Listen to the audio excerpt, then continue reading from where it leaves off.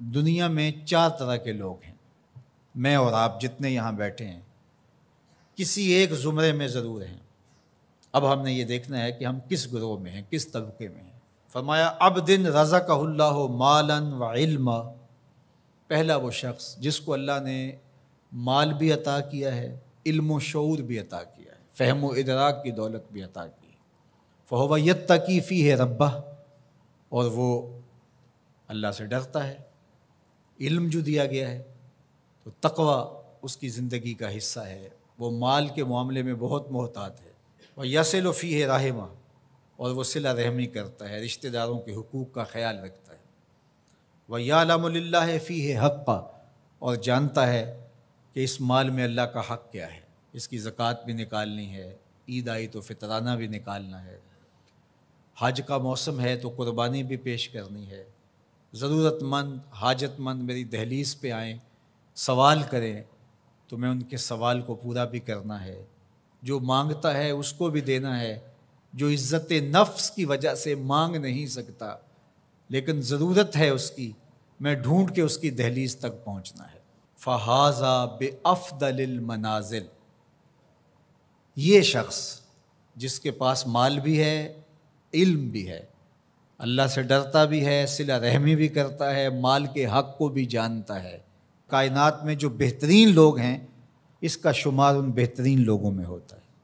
وَعَبْدٌ رَزَقَهُ اللَّهُ عِلْمًا، دوسرا وہ شخص جس کو اللہ تعالیٰ جل شانہ نے علم عطا کیا، وَلَمْ يَرْزُقْهُ مَالًا، لیکن اس کے پاس مال و دولت نہیں ہے، فَهُوَ صَادِقُ النِّیَّۃِ، لیکن بڑا سچی نیت کا شخص ہے۔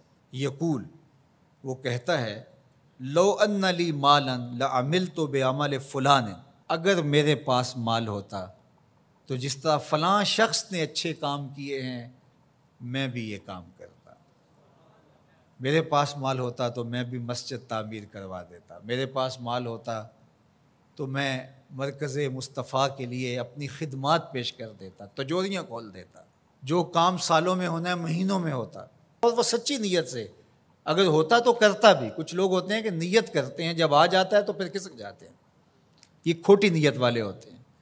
جب مال آتا ہے تو کہتے ہیں نہیں اس مال سے اور مال بنائیں گے پھر مال دیں گے، کچھ لوگ یہ سوچتے ہیں۔ بعد میں تھوڑے سے پیسے آئے وہ کہتے ہیں بس اس سے اور کاروبار کریں گے، پھر اور پیسے ہم ایک بار اشارہ کر دیں گے، اور وہ ساری زندگی کر نہیں پاتے۔ اور جنہیں نصیب ہوتا ہے وہ مزدوری کے پیسوں سے بھی 4 آنے پیش کر دیتے ہیں۔ اللہ اکبر۔ تو فرمایا کہ وہ سچی نیت کا ہے، اگر اس کو مال مل جائے تو وہ واقعہ ہی کر دے ایسا۔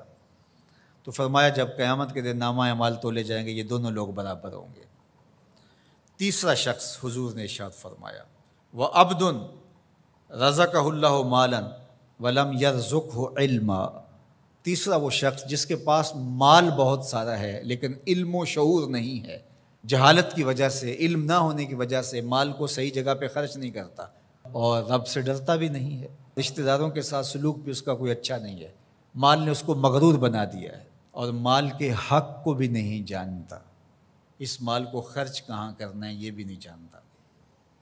فَهَذَا بِأَخْبَثِ الْمَنَازِلِ، حضور نے فرمایا یہ خبیث ترین جگہ پہ کھڑا ہے۔ چوتھا شخص وہ جس کے پاس مال بھی نہیں ہے، جس کے پاس علم بھی نہیں ہے، اور وہ کہتا ہے اگر میرے پاس پیسے ہوتے تو میں فلاں کی طرح عیش و عشرت کرتا، میری بھی موجیں ہوتی، میرے میں کیا کمی ہے، تو وہ اس کی نیت کے ساتھ کھڑا ہو گیا۔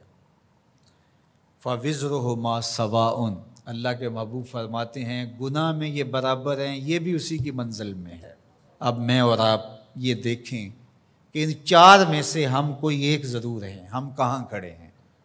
اگر پہلی 2 منزلوں میں ہیں، پہلے 2 طبقوں میں ہیں تو شکر کا سجدہ کیجئے، اور اگر دوسرے 2 طبقوں میں ہے تو توبہ کرنے میں دیر نہ کیجیے۔